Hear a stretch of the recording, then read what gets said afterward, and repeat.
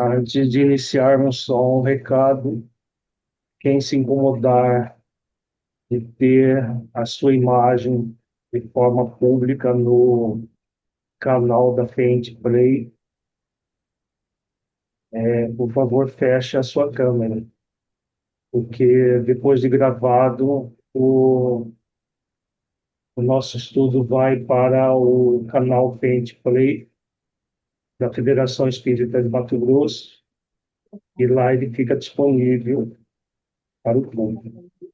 Então, quem tiver algum incômodo com a sua imagem, é só fechar a câmera e tirar a foto também, porque a foto também fica gravada. Vamos dar início lendo do livro Vinha de Luz, pelo Espírito Emmanuel, Marcas, capítulo 8. Desde agora, ninguém me moleste, porque trago no meu corpo as marcas do Senhor Jesus. Paulo, Gálatas, capítulo 6, versículo 17. Todas as realizações humanas possuem marca própria. Casas, livros, artigos, medicamentos. Tudo exibe um sinal de identificação aos olhos atentos. Se medida semelhante é aproveitada na lei de uso dos objetos transitórios, não se poderia subtrair o mesmo princípio na catalogação de tudo no que se refira à vida eterna. Jesus possui igualmente os sinais dele. A imagem utilizada por Paulo de Tarso em suas exortações aos Gálatas pode ser mais extensa. As marcas do Cristo não são apenas as da cruz, mas também as de sua atividade na experiência comum. Em cada situação, o homem pode revelar uma demonstração do Divino Mestre. Jesus forneceu padrões educativos em todas as particularidades da sua passagem pelo mundo.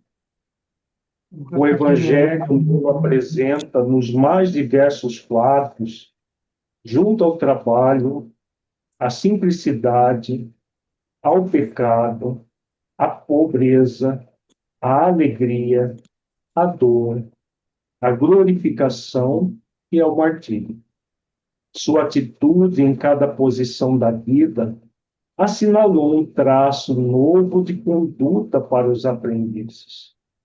Todos os dias, portanto, o discípulo pode encontrar recursos e salientar suas ações mais comuns com os registros de Jesus.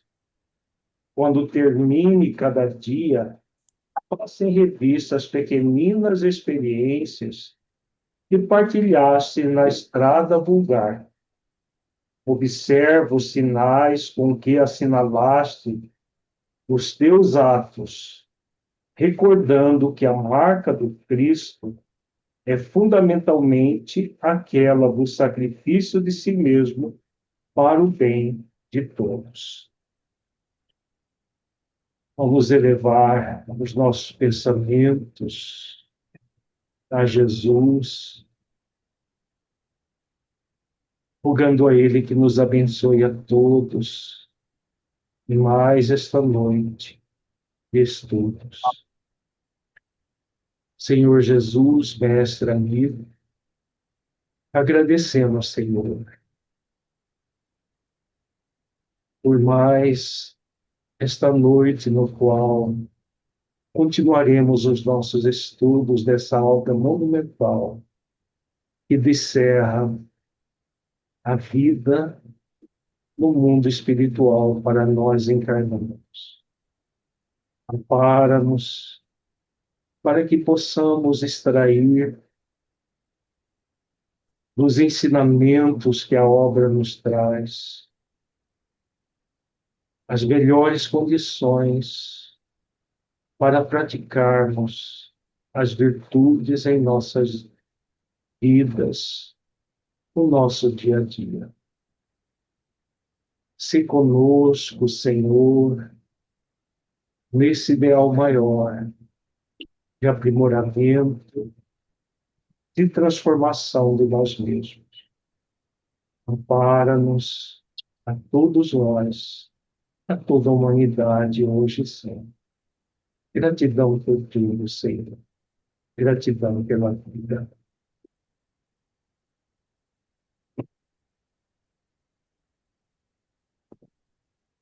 Vamos começar com a recordação do que nós estudamos no nosso encontro passado.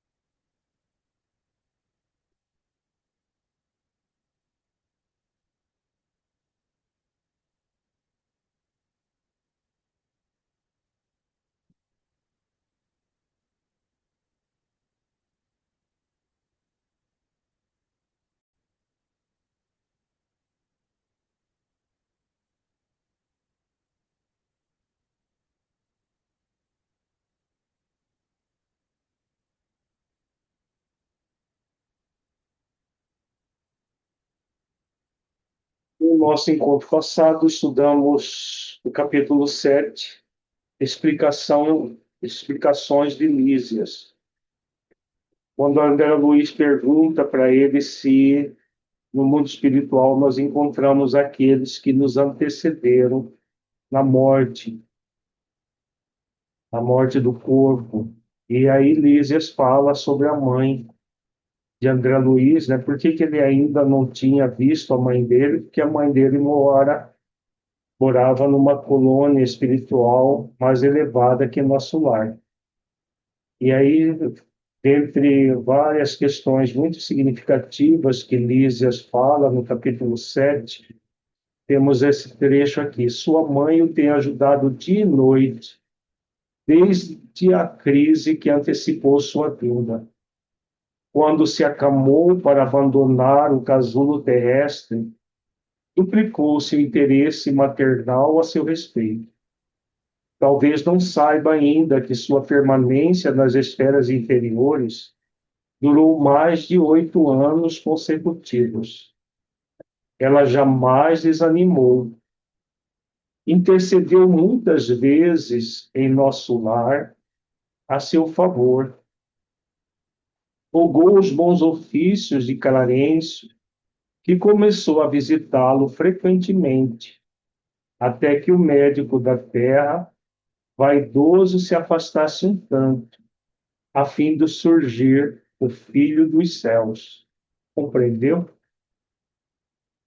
Então, nós vimos aqui que a mãe de André Luiz, desde o momento que ele adoeceu e interrompeu a sua vida por um suicídio indireto, ela estava o acompanhando em visitas antes da morte do corpo, depois das próprias esferas inferiores, e pediu que Clarencio intercedesse,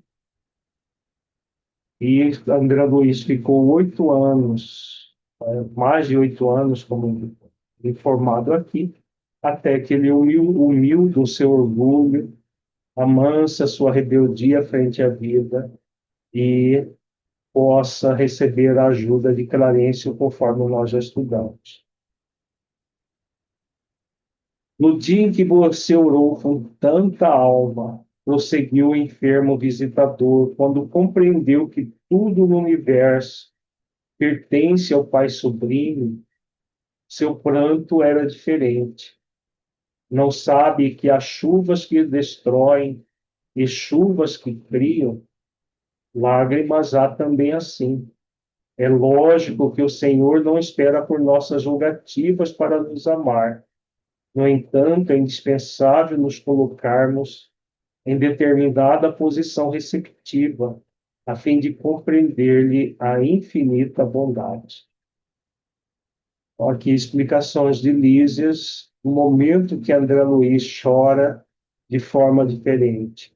Antes ele estava chorando de dor, de desespero, de raiva, de angústia, e quando ele cai em si e chora de arrependimento dos erros praticados, as lágrimas dele são diferentes. Nesse momento, ele recebe a ajuda. E é exatamente isso que Elísias diz aqui. O Senhor não espera por nossas julgativas para nos amar. No entanto, é indispensável nos colocarmos em determinada posição receptiva. Porque se o Espírito permanece usando o seu livre-arbítrio, distantes do Pai, Jesus coloca isso muito claro na parábola dos dois filhos. Se ele vai para uma terra longínqua, ou seja, distancia da própria essência divina e de Deus, o Pai respeita a sua liberdade de escolher se distanciar. Mas quando ele emocionalmente se aproxima, o Pai vai estar de braços abertos, como Jesus coloca na parábola, quando o filho pródigo retorna, o pai o recebe com íntima compaixão, abraça-o e o beija. Então, quando nós nos colocamos receptivos à bondade de Deus, nós a sentimos. Nós sentimos a bondade, nós sentimos a misericórdia de Deus. Quando nós estamos distanciados, a bondade de Deus, a misericórdia não diminui nem um pouquinho, só que nós estamos distanciados dela. Então, é exatamente isso que acontece. Aconteceu com André Luiz até que ele uniu do seu orgulho e chora de forma diferente. Quando alguém deseja ardentemente, já se encontra a caminho da realização. Tem você nesse particular a lição do próprio caso. Há anos a fio rolou como pluma, albergando o medo, as tristezas e desilusões. Mas quando mentalizou firmemente a necessidade de receber o auxílio divino, dilatou o padrão vibratório da mente e alcançou visão e socorro. Então, aqui a explicação de Liz é sobre o que aconteceu naquele momento.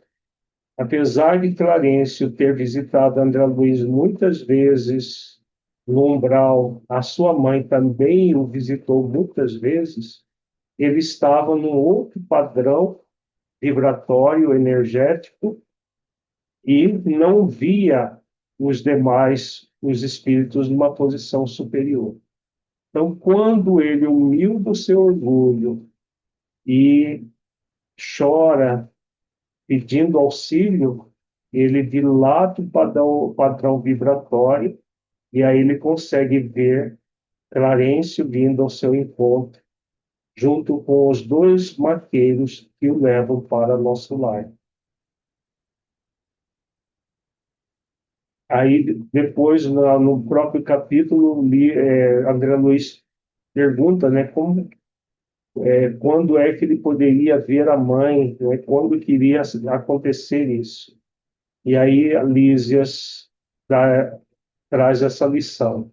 Convém não esquecer, contudo, que a realização nobre exige três requisitos fundamentais, a saber, primeiro, desejar, segundo, saber desejar, e terceiro, merecer. Ou, por outros termos, vontade ativa, trabalho persistente e merecimento justo. Então, qualquer realização que nós queiramos requer de nós vontade ativa. Eu quero essa questão. Então, no caso de André Luiz, ele queria se encontrar com a mãe. Então, vontade ativa, o trabalho interior para merecer ao encontro e o próprio merecimento a partir desse trabalho interior relacionado à prática de virtudes. E aí acontece aquilo que nós queremos. No capítulo 8, nós estudamos sobre a colônia Nosso Lar, como se organizava a colônia, e tem informações bem interessantes. Quem não teve oportunidade de participar do encontro 4, do encontro 5, temos a gravação. Estamos no local do Ministério do Auxílio. Tudo que vemos, edifícios, casas residenciais, representa instituições e abrigos adequados à tarefa de nossa jurisdição. Orientadores, operários e outros serviçais da missão residem aqui. Nesta zona, atende-se a doentes, ouvem-se rogativas, selecionam-se preces, preparam-se reencarnações terrenas, organizam-se turmas de socorro aos habitantes do umbral ou aos que choram na terra, estudam-se soluções para todos os processos que se prendem ao sofrimento. Então, o nosso lar é dividido em vários ministérios, são várias áreas. No Ministério de Auxílio tem esse objetivo, de auxiliar as pessoas, encarnados e desencarnados, da forma como foi descrita aqui. Então, esse foi uma síntese, o que nós vimos no encontro anterior. Então, vamos agora para o próximo capítulo. Nós vamos para o capítulo 9, problemas de alimentação. Elevado na visão dos jardins prodigiosos, pedi ao delicado enfermeiro para descansar alguns minutos num banco próximo. Lísias anuiu de bom grado. Agradável sensação de paz me felicitava o espírito. Caprichosos repuxos de água colorida zigue-zagueavam no ar, formando figuras encantadoras. Quem observa esta colmeia imensa de serviço, ponderei, é induzido a examinar numerosos problemas. E o abastecimento? Não tenho notícia de um Ministério da Economia. Antigamente, explicou o paciente interlocutor, os serviços dessa natureza assumiam feição mais destacada. Deliberou, porém, o atual governador atenuar todas as expressões de vida que nos recordassem os fenômenos puramente materiais. As atividades de abastecimento ficaram, assim, reduzidas a simples serviço de distribuição, sob controle direto da governadoria. Aliás, a providência constitui medidas das mais benéficas. Reza os anais que a colônia, há um século, lutava com extremas dificuldades para adaptar os habitantes às leis da simplicidade. Muitos recém-chegados ao nosso lar duplicavam exigências. Queriam mesas lautas, bebidas excitantes, dilatando velhos vícios terrenos. Apenas o ministério da união divina ficou imune de tais abusos, pelas características que lhes são próprias. No entanto, os demais viviam sobrecarregados de angustiosos problemas dessa ordem. O governador atual, todavia, não poupou esforços. Tão logo assumiu obrigações administrativas, adotou providências justas. Antigos missionários daqui puseram-me ao corrente de curiosos acontecimentos. Disseram-me que, a pedido da governadoria, vieram 200 instrutores de uma esfera muito elevada, a fim de espalharem novos conhecimentos relativos à ciência da respiração e da absorção de princípios vitais da atmosfera. Realizaram-se assembleias numerosas. Alguns colaboradores técnicos de nosso lar manifestavam-se contrários, alegando que a cidade é de transição e que não seria justo nem possível desambientar imediatamente os homens desencarnados mediante exigências desse teor, sem grave perigo para as suas organizações espirituais. O governador, contudo, não desanimou. Prosseguiram as reuniões, providências e atividades durante 30 anos consecutivos. Algumas entidades eminentes chegaram a formular protestos de caráter público, reclamando.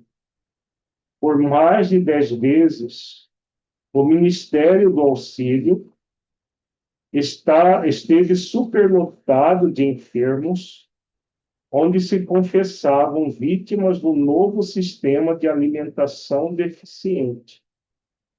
Nesses períodos, os opositores da redução multiplicavam acusações.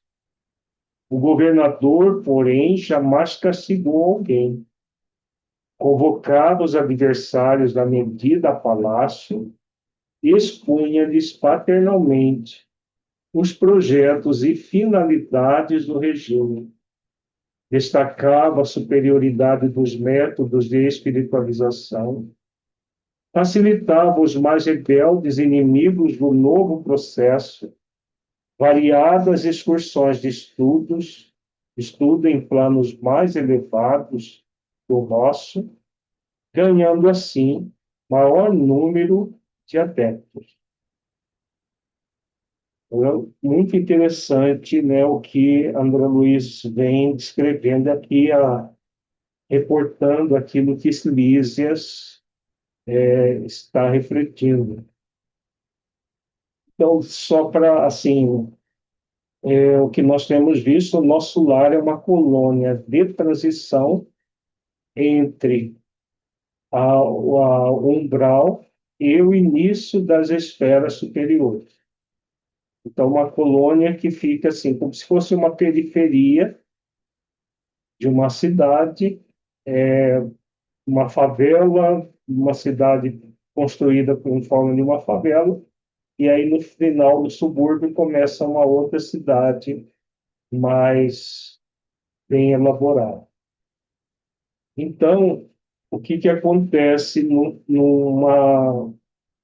aqui a Lísia está falando de algo acontecido por volta de 1830 e pouco, porque esse período aqui é exatamente o período que antecede a Segunda Guerra Mundial, e no nosso lar, inclusive, faz referência ao início da Segunda Guerra Mundial.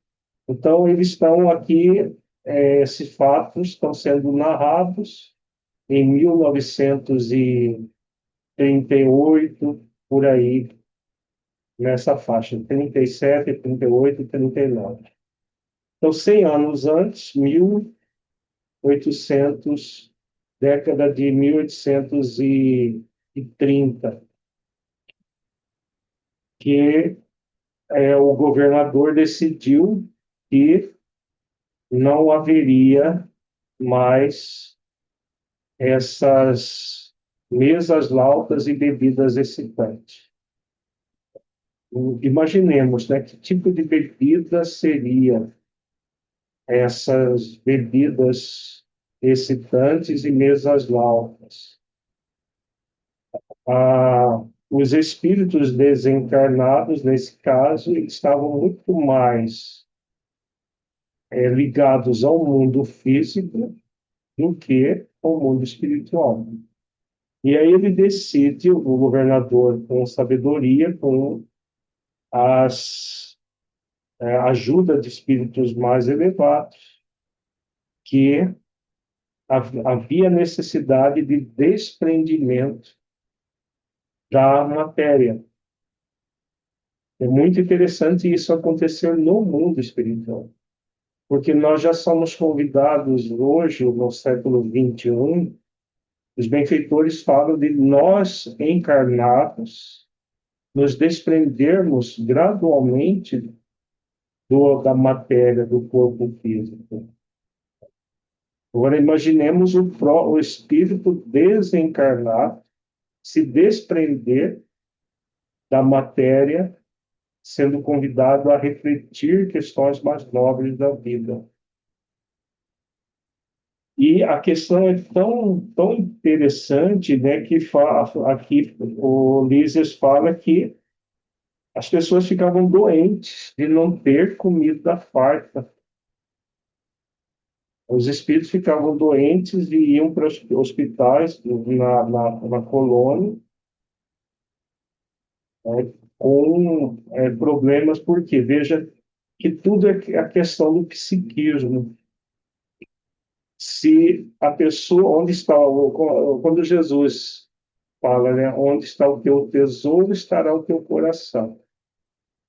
Se o tesouro do espírito ainda é da vida material, ele psicologicamente, emocionalmente, ele se conecta com isso, com esse tesouro que é a vida puramente material. Enquanto que o convite é de espiritualizar cada vez mais. Vejamos ele aqui, por mais de 10 vezes o Ministério de Auxílio esteve superlotado de enfermos, onde se confessava vítimas do novo sistema de alimentação deficiente. Estavam subnutridos, como se o espírito desencarnasse de falta de alimento, né? Falavam que achavam que até ia prejudicar o perispírito deles. E é muito interessante essa reflexão do espírito que está na dimensão espiritual, ainda sendo convidado a despertar para um processo de maior espiritualização. Então, é exatamente o que aconteceu 100 anos antes desses, em década de 1830, em nosso lar. Os espíritos aprenderem a ser espíritos.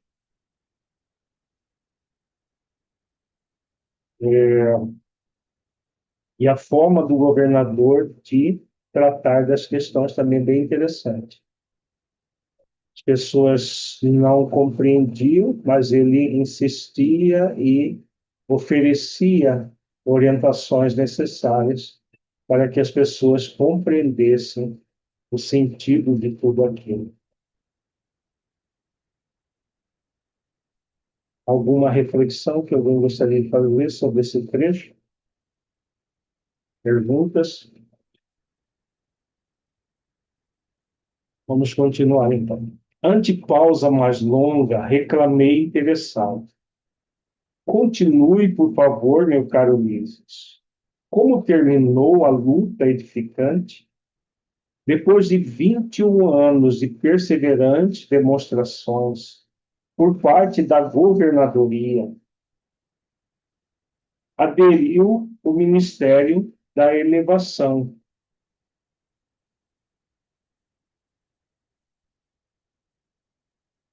passando a abastecer-se apenas do indispensável. O mesmo não aconteceu com o Ministério do Esclarecimento. que demorou muito a assumir compromisso, em vista dos numerosos espíritos dedicados às ciências matemáticas que ali trabalhavam. Eram eles os mais teimosos adversários. Mecanizados nos processos de proteínas e carboidratos, imprescindíveis aos veículos físicos, não cediam terreno nas concepções correspondentes daqui. Semanalmente enviava ao governador longas observações e advertências repletas de análises e numerações, atingindo por vezes a imprudência. O velho governante, contudo, nunca agiu por si só. Requisitou a assistência de nobres mentores que nos orientam por intermédio do ministério da união divina, e jamais deixou o menor boletim de esclarecimento sem exame minucioso. Enquanto argumentavam os cientistas e a governadoria contemporizava, formavam-se perigosos distúrbios no antigo Departamento de Regeneração, hoje transformado em ministério. Encorajados pela rebeldia dos cooperadores do esclarecimento, os espíritos menos elevados que ali se recolhiam entregavam-se a condenáveis manifestações. Tudo isso provocou enormes cisões nos órgãos coletivos de nosso lar, dando ensejo a perigoso assalto das multidões obscuras do umbral, que tentaram invadir a cidade, aproveitando brechas nos serviços de regeneração, em que grande número de colaboradores entretinha certo intercâmbio clandestino em virtude dos vícios de alimentação. Dado o alarme, o governador não se perturbou. Terríveis ameaças pairavam sobre todos. Ele, porém, solicitou audiência ao Ministério da União Divina e, depois de ouvir o nosso mais alto conselho, mandou fechar provisoriamente o Ministério da Comunicação. Determinou funcionassem todos os calabouços da regeneração para isolamento dos recalcitrantes. Advertiu o Ministério do Esclarecimento, cujas impertinências suportou mais de 30 anos consecutivos. Proibiu temporariamente os auxílios às regiões inferiores e, pela primeira vez na sua administração, mandou ligar as baterias elétricas das muralhas da cidade para emissão de dardos magnéticos a serviço da defesa comum. Não houve combate nem ofensiva da colônia, mas resistência resoluta. Por mais de 6 meses, os serviços de alimentação em nosso lar foram reduzidos à inalação de princípios vitais da atmosfera por meio da respiração e água misturada a elementos solares, elétricos e magnéticos. A colônia ficou então sabendo o que vem a ser a indignação do espírito manso e justo. Fim do período mais agudo, a governadoria estava vitoriosa. O próprio Ministério do Esclarecimento reconheceu o erro e cooperou nos trabalhos de reajustamento. Houve nesse comenos regozijo público, e dizem que, em meio da alegria geral, o governador chorou sensibilizado, declarando que a compreensão geral constituía o verdadeiro prêmio ao seu coração. A cidade voltou ao movimento normal. O antigo departamento da regeneração foi convertido em ministério. Desde então, só existe maior suprimento de substâncias alimentícias que lembram a terra nos ministérios da regeneração e do auxílio, onde há sempre grande número de necessitados. Nos demais, há somente o indispensável, isto é, todo serviço de alimentação obedece à inexcedível sobriedade. Presentemente, todos reconhecem que a suposta impertinência do governador representou medida de elevado alcance para a nossa libertação espiritual. Reduziu-se a expressão física e surgiu maravilhoso coeficiente de espiritualidade. Lísia silenciou e eu me entreguei a profundos pensamentos sobre a grande lição. Muito interessante, né, os relatos, porque muitas vezes nós temos ideia, uma colônia espiritual é tudo muito mágico, tudo basta o pensamento, tudo se resolve. E não é bem assim, né?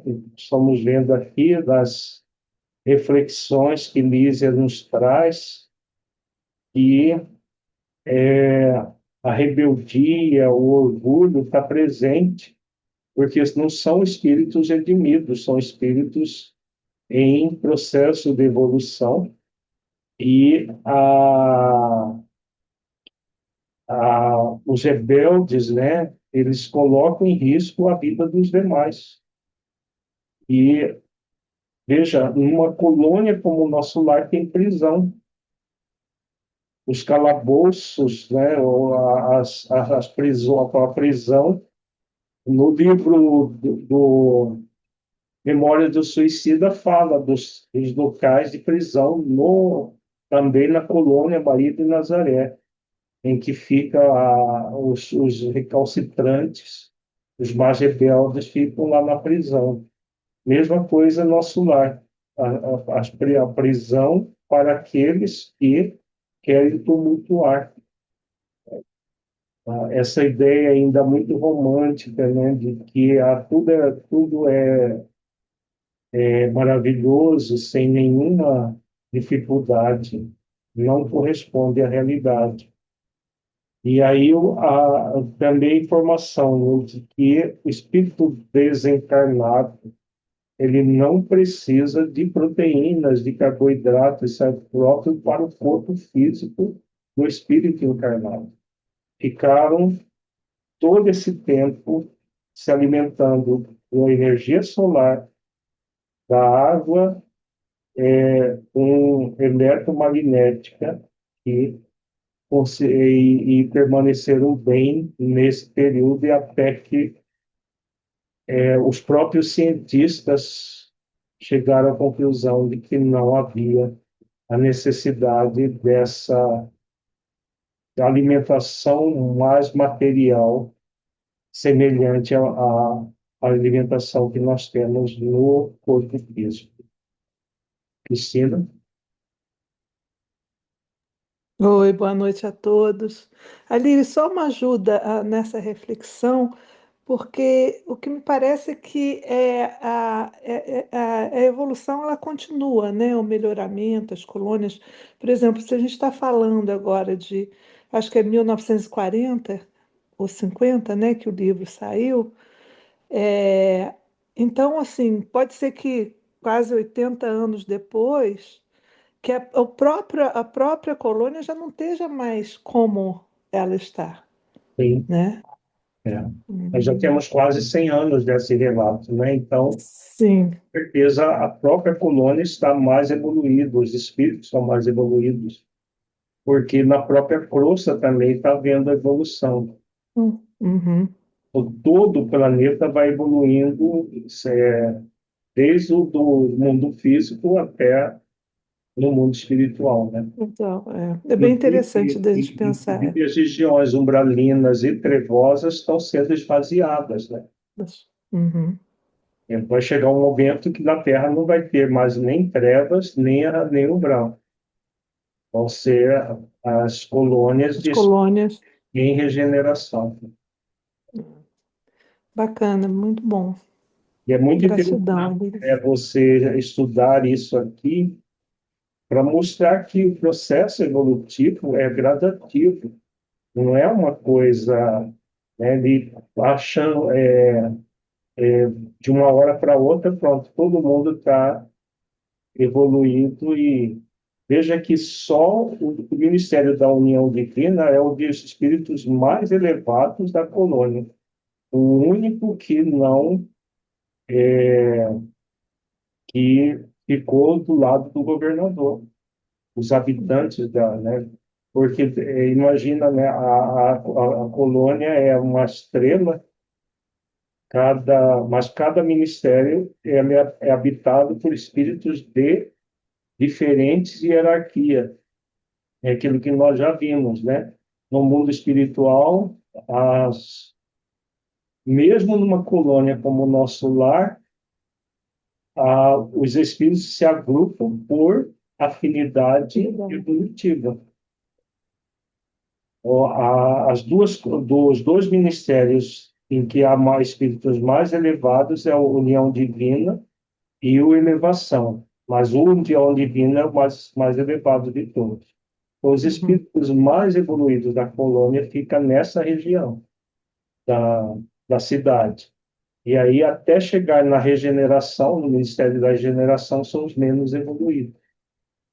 Tá, isso, então, me faz refletir em uma outra questão, que é a questão que a gente pensa na Terra, onde existe uma variedade muito grande de afinidades, né, para se poder aprender um com o outro, mas que nas colônias também vai haver, mas num grau menor. Uhum. Seria isso? Não é que Para no poder. menor, no mundo espiritual aprende-se coisas, inclusive mais avançadas do que na própria Terra. Sim, A diferença é que, como a lei de atração leva os espíritos da mesmo nível evolutivo, estarem juntos, né? É diferente da crosta, porque na crosta, encarnados, mistura todo mundo.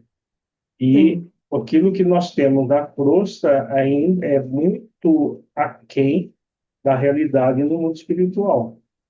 Uhum, Então, por exemplo, em termos tecnológicos, o mundo espiritual é muitas vezes superior nessas colônias, né? Claro que não nas uhum, regiões umbralinas, trevosas, mas é muito superior. Então, tem conhecimentos muito mais avançados, uhum,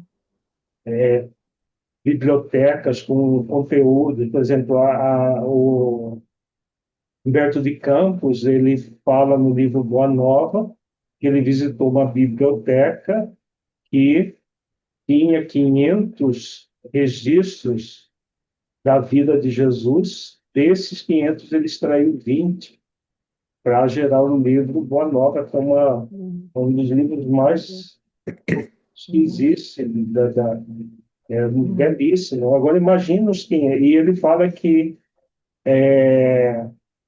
não é um livro, né? Você vê as imagens acontecendo e em 3D, o, todo o fato e fica registrado. Deve ser por escrito, deve ter encenado a, exatamente como foi. Imagina uhum. isso, né? No mundo físico não é nem possível isso. É. Talvez no Não é? futuro muito distante isso possa acontecer, mas, Sim. né? Sim, não, o que eu pensei mais é porque, como é uma colônia também intermediária, muitos espíritos estão ali de passagem, né? Eles são acolhidos, entram por um processo de aprendizado, regeneração, etc. Quer dizer, continua a mesma coisa, e dali também podem ir para outras colônias, né? No sentido, ou não? Pode ser, mas eu acho que Ou não. reencarnar, ou reencarnar. É. Pode passar de um ministério para outro, né? Por Ah, exemplo, tá. quem fica no Ministério da Regeneração, né? Aqui no nosso lar nós vamos ver o trabalho que a André Luiz fazia nas câmaras de retificação. É no dentro do Ministério, mas ele fica no subsolo da colônia. em plena região umbralina da colônia, né? Por quê? Porque são espíritos ainda que estão extremamente perturbados e que foram retirados do umbral ainda em estado Uhum. de pesadelos, de... André Luiz nem ficou ele já foi para o Ministério do Auxílio, pelo nível, Uhum. né? Ele não foi um dos piores recolhidos em nosso lar, outras pessoas. E aí, veja, André Luiz, ele fala que ele foi acolhido nesse hospital do Ministério do Auxílio, depois ele foi fazer trabalhos no Ministério da Comunicação, então ele fica naquela colônia até o processo reencarnatório, comumente. Notório dele. Uhum. Tá. Não, entendido. Gratidão, Anílio. Ângela?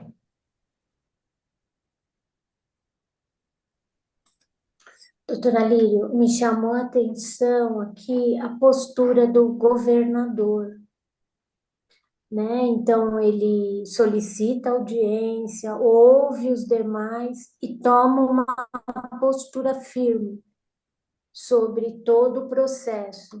E aí, tem a questão aqui, a colônia ficou então sabendo o que vem a ser a indignação do espírito manso e justo. Uhum. Essa, essa, oi? Isso. Ah, sim, porque essa indignação, né? Parece que pode, para alguns de nós, achar que é alguma coisa muito, é, é, assim, firme, né?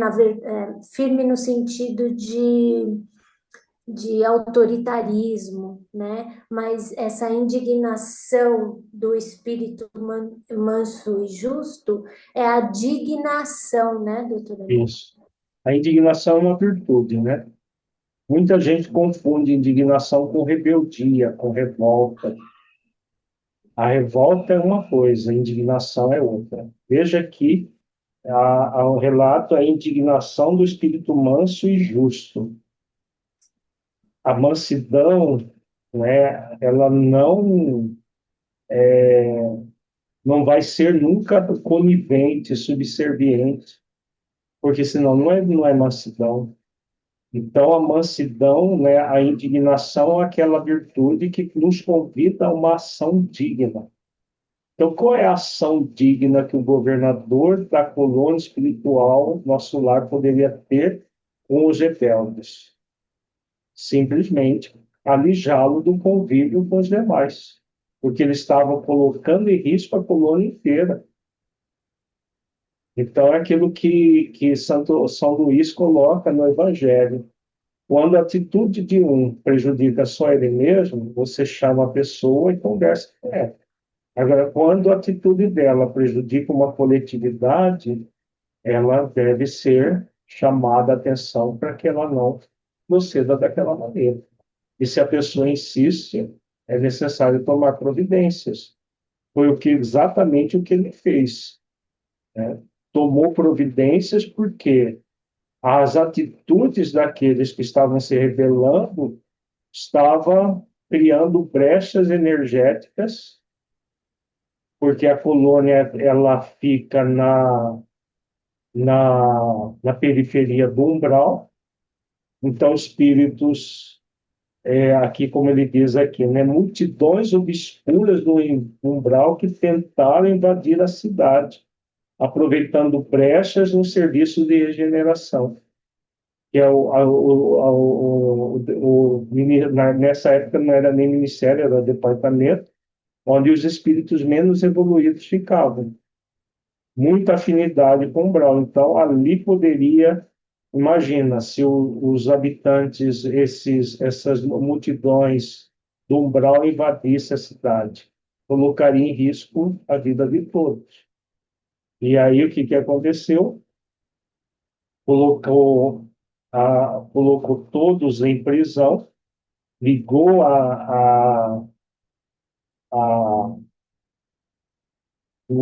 as defesas, né, eletromagnética da colônia.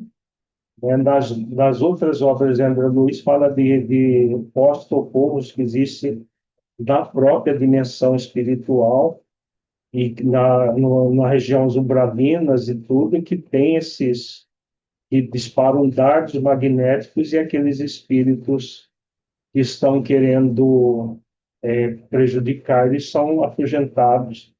Eles não existe arma para matar espírito, porque não é possível matar espírito. Mas choque elétrico para que ele possa sair, né? E até o auxílio ele proibiu, porque era auxílio no umbral. Então, se as pessoas não estavam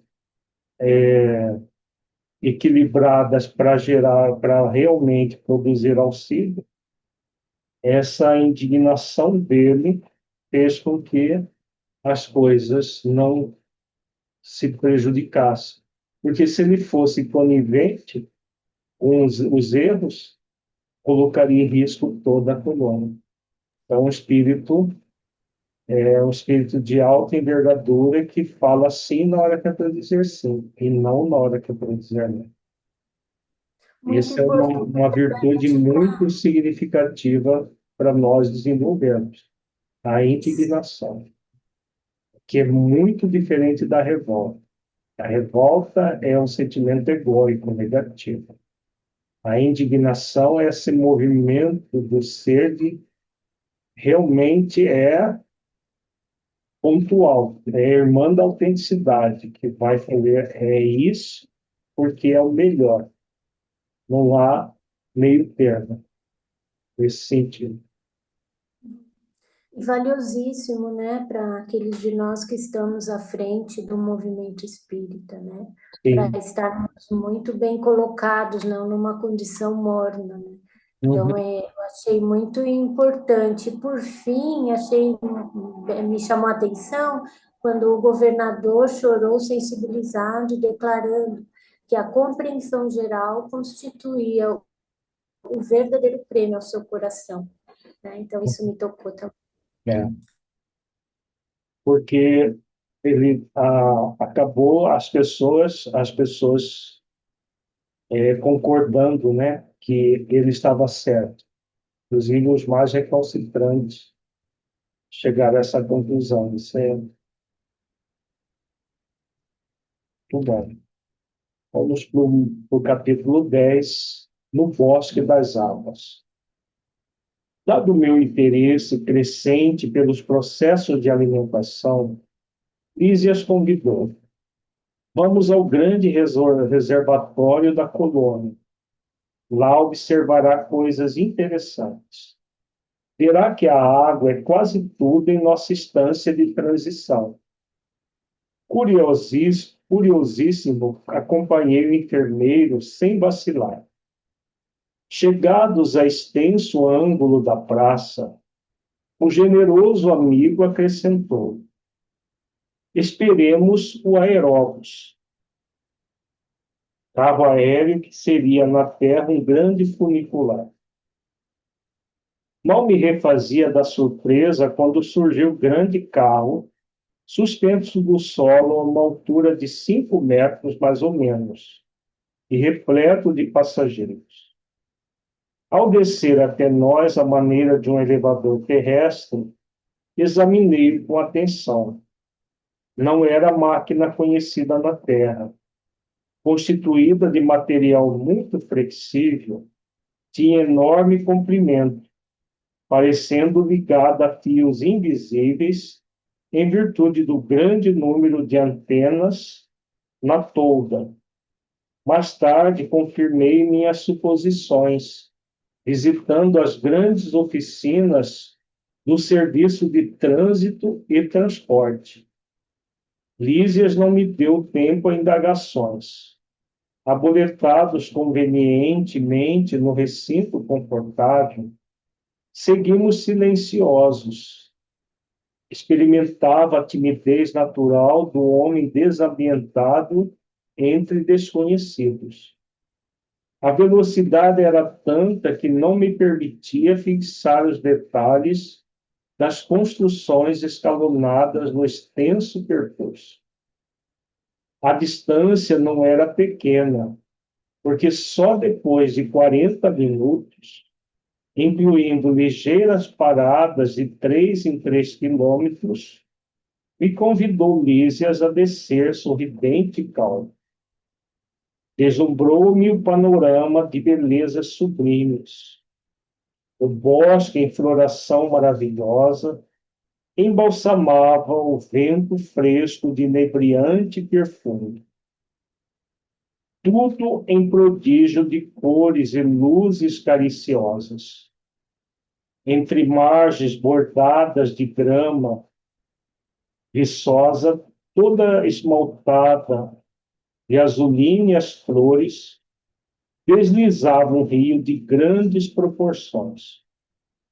A corrente rolava tranquila, mas tão cristalina que parecia tonalizada em matiz celeste, em vista dos reflexos do firmamento.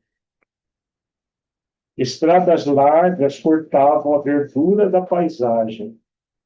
Plantadas a espaços regulares, árvores frondosas ofereciam sombra amiga, à maneira de pousos deliciosos na claridade do sol confortador. Bancos de caprichosos formatos convidavam ao descanso.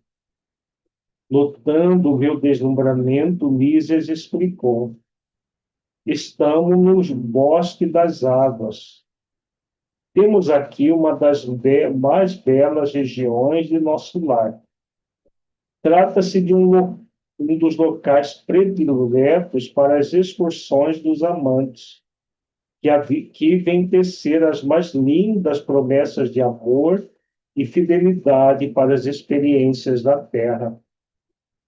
A observação ensejava considerações muito interessantes, mas Lísias não me deu aso a perguntas desse particular.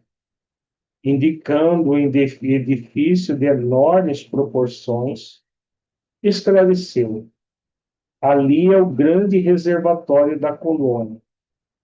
Todo o volume do Rio Azul que temos à vista é absorvido em caixas imensas de distribuição. As águas que servem a todas as atividades da colônia partem daqui. Em seguida, reúne-se novamente abaixo dos serviços da regeneração e voltam a constituir o rio, que prossegue o curso normal rumo ao grande oceano de substâncias invisíveis para a Terra. Percebendo minha indagação íntima, acrescentou: com efeito, a água aqui tem outra densidade, muito mais tênue, pura, quase fluídica. Notando as magníficas construções que me fronteavam, interroguei: a que ministério está perto o serviço de distribuição?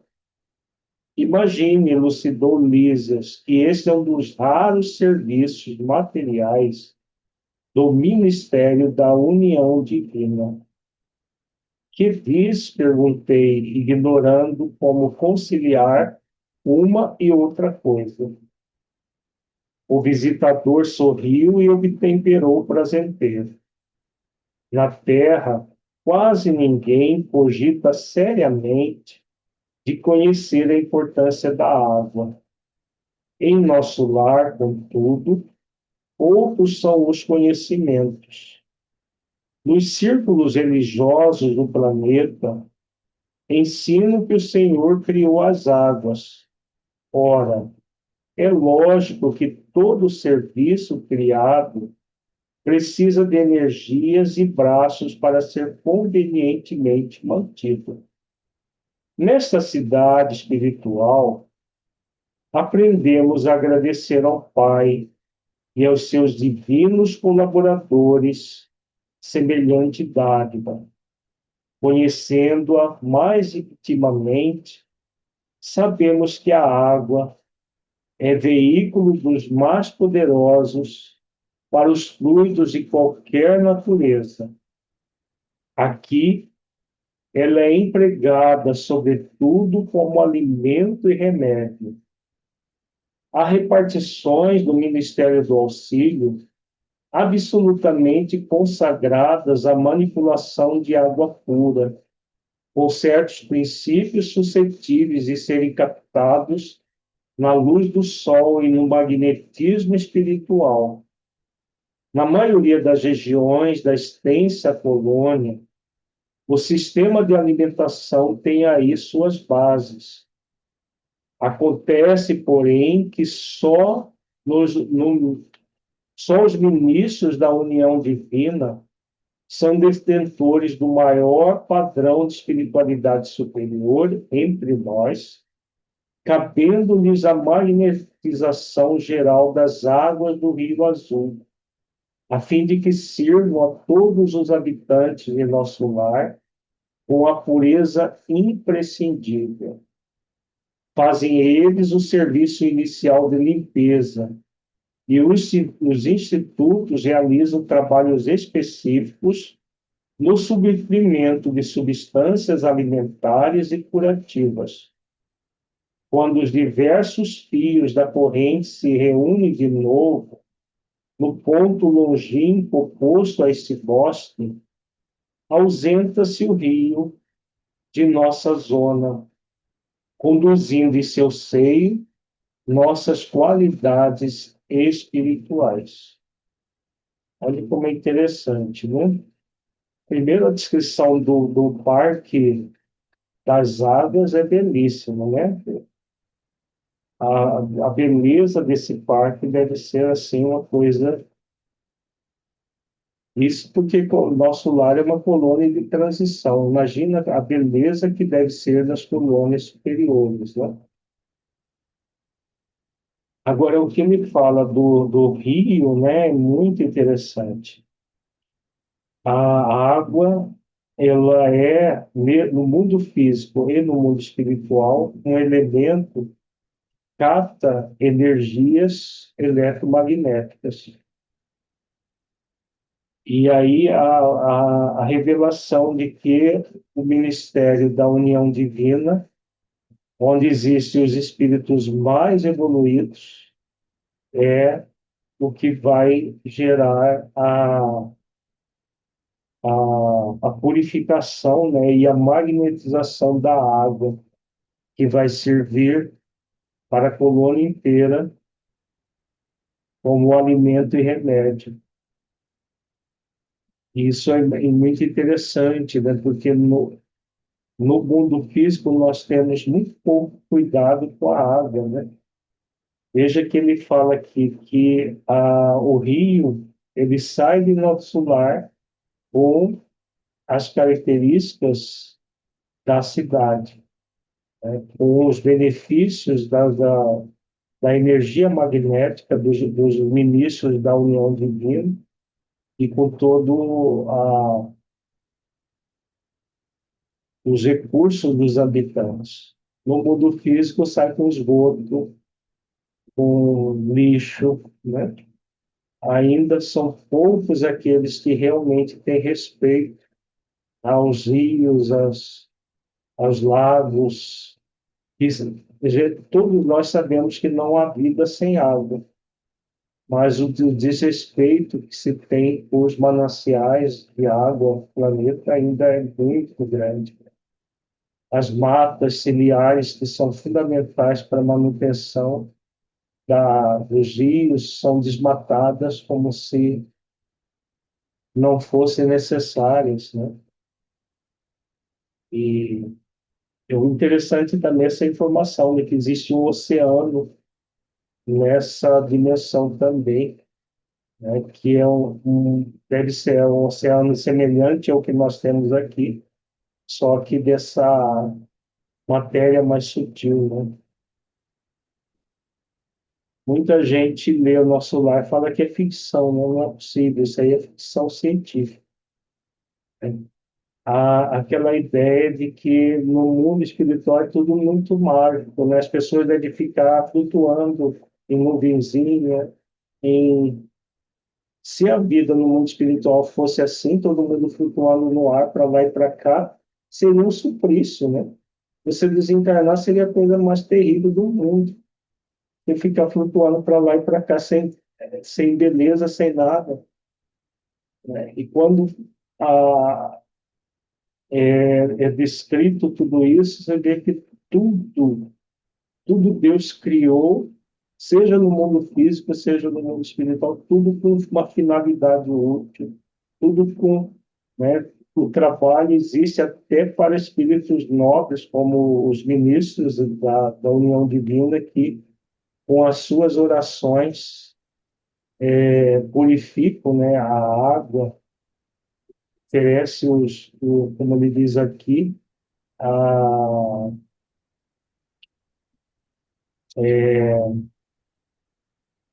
são detentores do maior padrão de espiritualidade superior entre nós, cabendo-lhes a magnetização geral das águas do rio azul. O magnetismo do psiquismo deles para servir de alimento e remédio para as pessoas. Da mesma forma que nós podemos magnetizar a água e servir de remédio também no mundo físico, né? Eu estava embevecido com as explicações. No planeta objetei. Jamais recebi elucidações desta natureza. O homem desatento há muitos séculos tornou lisas. O mar equilibra-lhe a moradia planetária. O elemento aquoso fornece-lhe o corpo físico. A chuva dá-lhe o pão. O rio organiza-lhe a cidade. A presença da água oferece-lhe a bênção do lar e do serviço.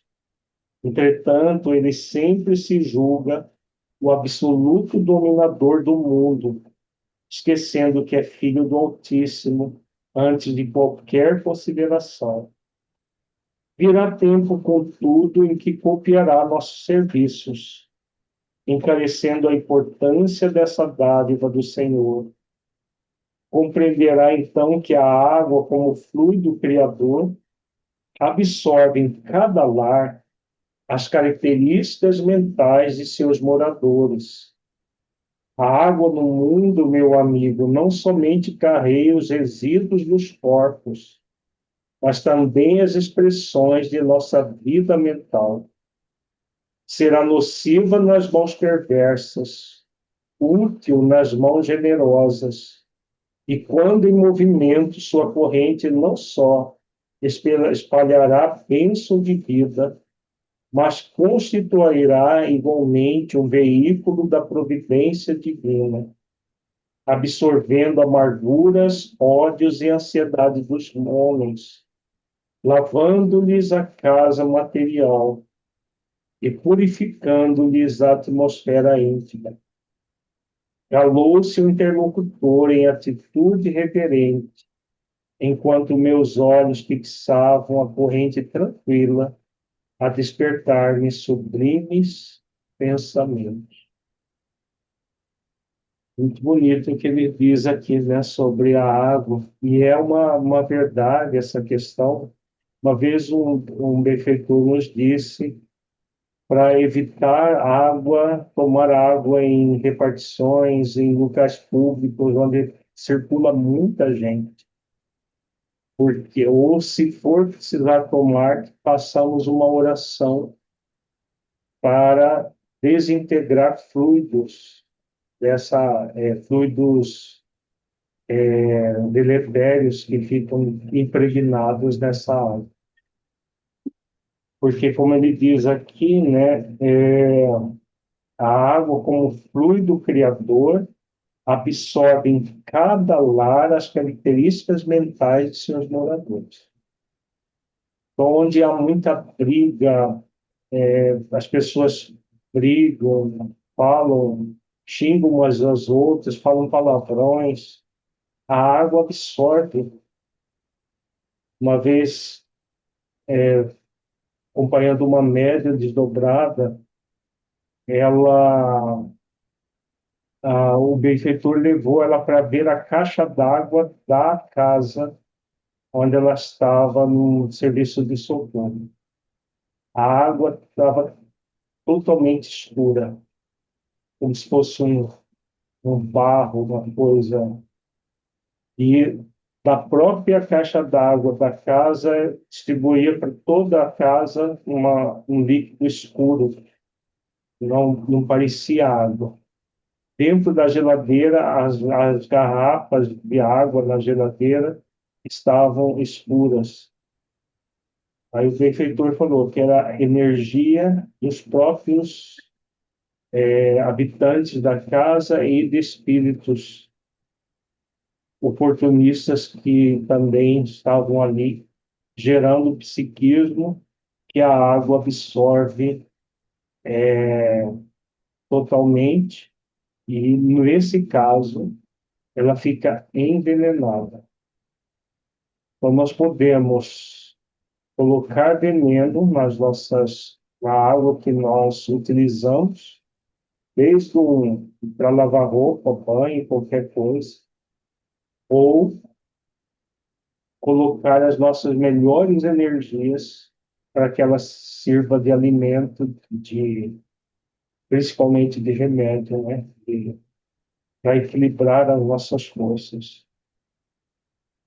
Como ele diz aqui, ela será nociva nas mãos perversas, útil nas mãos generosas. Quando em movimento, sua corrente não só espalhará bênção de vida, mas constituirá igualmente um veículo da providência divina, absorvendo amarguras, ódios e ansiedade dos homens, lavando-lhe a casa material e purificando-lhe a atmosfera íntima. Então, é um recurso de muito mais do que a gente imagina, né? Terezinha? Eu estou lembrando aqui, Alírio, que tem um japonês, eu esqueci o nome dele, que ele fez experiências com a água e para mostrar quando você Uhum, fala palavras amorosas, uhum, criavam cristais belíssimos. Se você falava palavras agressivas, né, a criação dentro da água mesmo, que as gotas d'água pareciam coisas muito feias. uhum, Então, realmente a água é uma, é uma forma, é uma criação divina para a limpeza de tudo isso que está acontecendo. uhum, Você, quando está com sede, toma água, né, dá uma satisfação, é uma alegria você uhum. matar, como a gente diz, matou a sede, né? Então, É, só a experiência do Dr. Masaru Emoto é, é muito interessante. A, quem não conhece as experiências, tem na internet, tem. Então, água com música clássica, ela forma cristais belíssimos. é, Um rock, aqueles rock heavy metal, a desestrutura toda a água, né? Quando você fala palavras como amor, obrigado, ela se é, estrutura de uma forma gratidão. belíssima. Se você xinga a água, ela também se desestrutura. É, Interessante. é, é. Tem um livro dele que mostra, tem as fotos dele. É muito interessante o trabalho do Massaro Emoto. Uhum. Gratidão. Laís? Oi, boa noite, Alírio, e a todos. É, então, eu estava pensando nesse mesmo experimento aí, né, do Masaru Emoto, quando a Terezinha falou, e, e aí eu queria compartilhar que eu fiz um experimento, né, que depois eu pesquisei a respeito, e que tem um experimento também com arroz cozido, né? Sem tempero, só com água, né? Então a água no arroz ali, e aí eu coloquei em 3 vidrinhos diferentes, como estava na explicação do experimento, fiz com meu filho. E interessante fazer com crianças, né? E aí, na época, eu coloquei num canto, em diferentes cantos da casa. Um deles nós ignoramos, não fizemos nada. O outro, nós falamos palavras carinhosas, né? Sempre que passava, eu falei com ele, combinamos. Sempre que passar aqui, fala, ó, você é muito bonito, ó, eu gosto muito de você, ó. Então, várias palavras carinhosas, né? E com amor.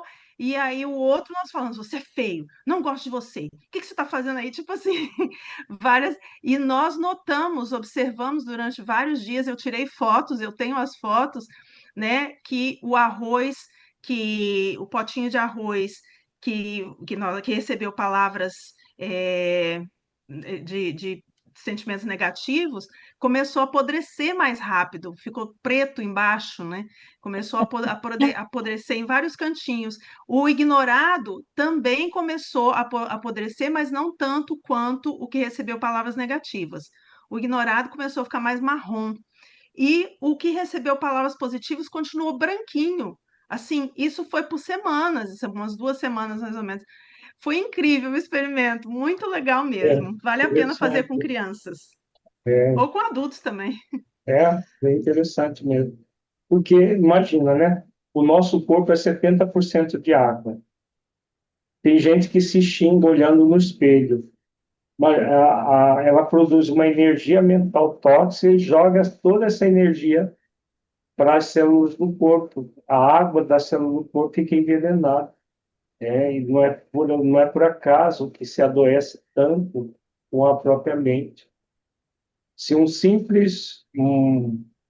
Meu gota Deus. d'água acontece isso, um potinho de arroz acontece isso, imagina no nosso corpo,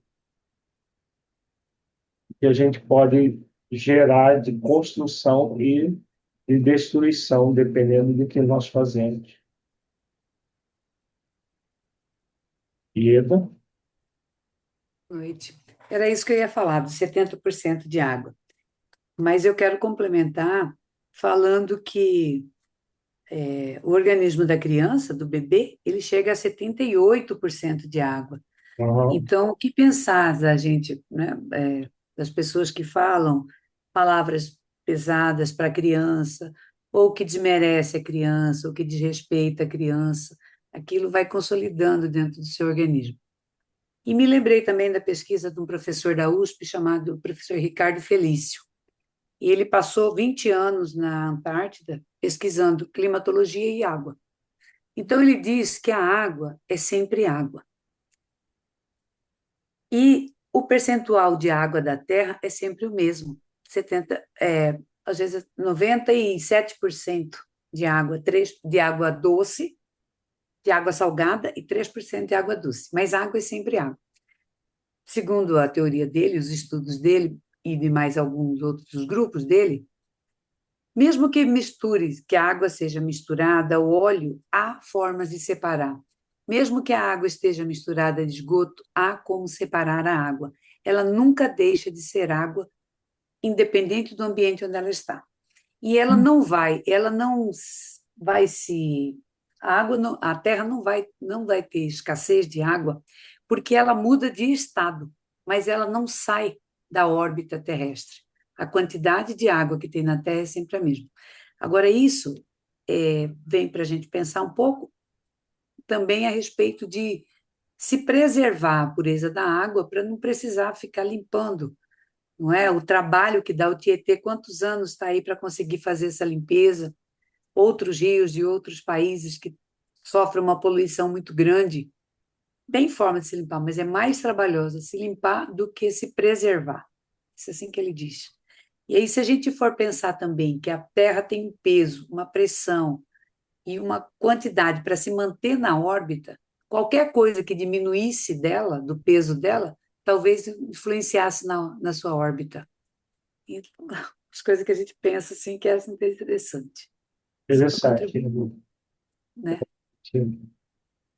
Cristina?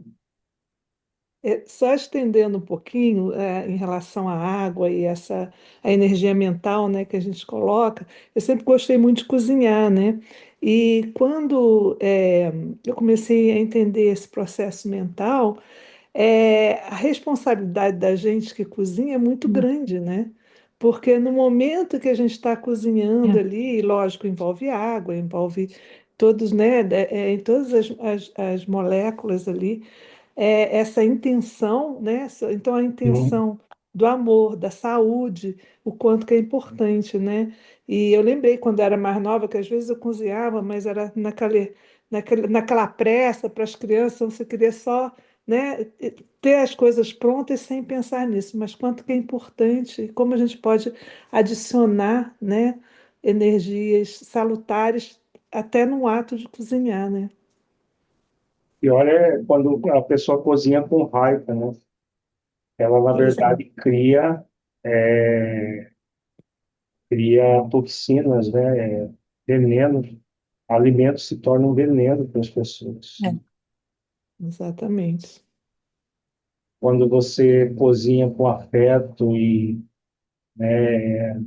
buscando não apenas o sabor, mas oferecer afeto ao que se cozinha, Hum, o alimento se torna remédio, porque a hum, própria água do é. alimento, porque sempre vai ter água no alimento, ela vai impregnada dessas energias.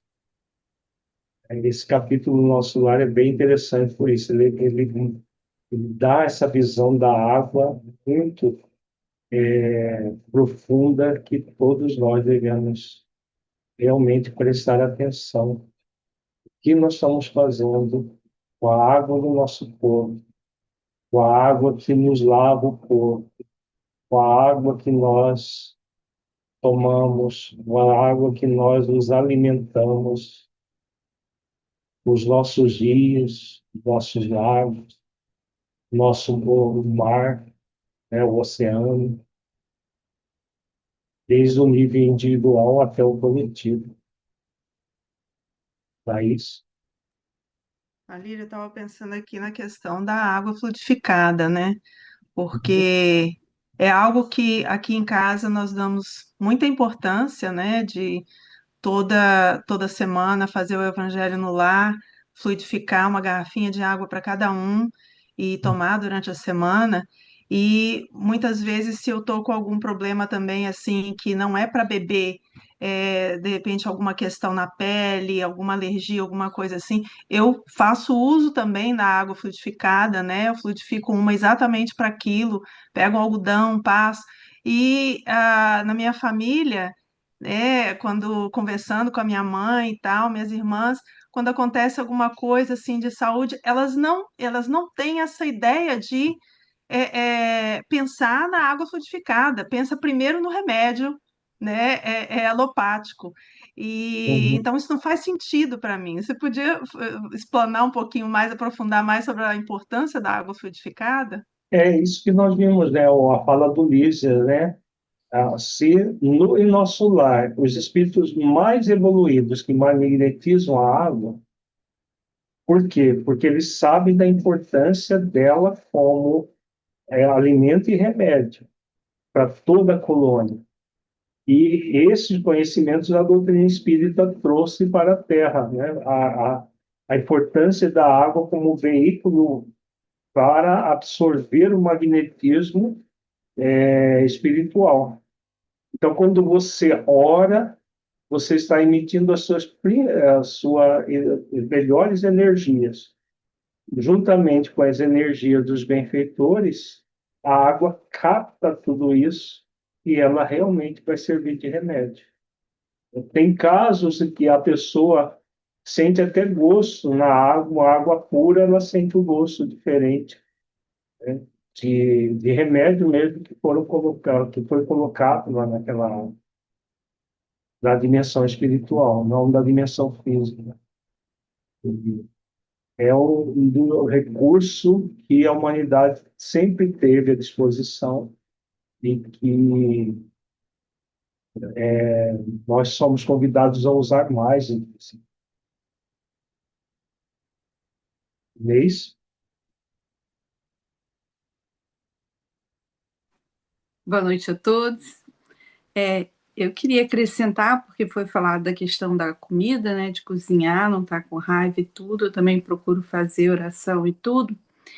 E tem a questão da música, né? Eu gosto de colocar ou palestra, ou colocar música, mas que seja coisas edificantes, porque se for uma coisa, uma música que não seja edificante, também vai levar a pessoa para aquela sintonia mental e que vai acabar afetando a comida. Então, era isso que eu queria acrescentar. Imagina você cozinhando ouvindo funk, Pois heavy é, metal, né? é, Acho que só a música já intoxica a água do alimento. e Só o sim, ritmo da música já intoxica, imagina, né? Cozinhar sim. isso. O nosso tempo já foi, né? Vai rapidinho. Quem gostaria de fazer a prece, né? Agradecendo a oportunidade?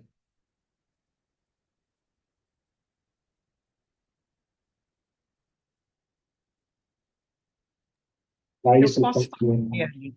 Oi? Eu posso fazer. Então, nós acompanhamos ali.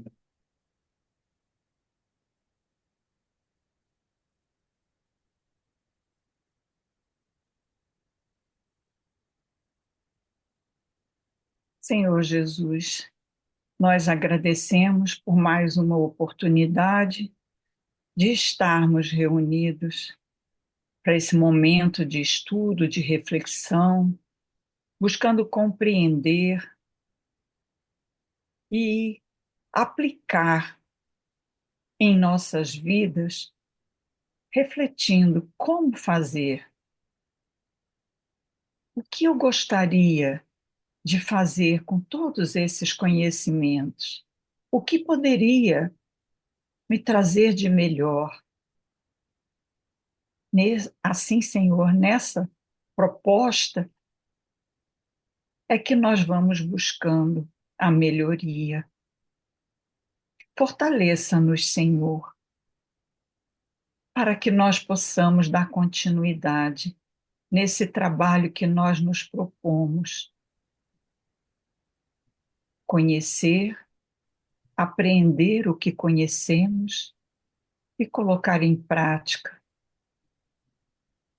principalmente, Senhor, nos momentos onde os desafios nos visitam, que possamos perseverar na confiança e na esperança de que Tu nos ampara. Agradecemos ao nosso anjo de guarda, agradecemos aos mentores espirituais e aqueles que acompanham cada um de nós nesses estudos. Se conosco, Jesus, hoje e sempre. Uma boa noite para todos nós, muita paz e até Boa noite a Boa todos. noite. semana que vem. Semana que Até vem. semana que vem. Boa noite a Boa todos. Boa noite. Boa Boa noite. noite, Tchau. gente. Boa noite.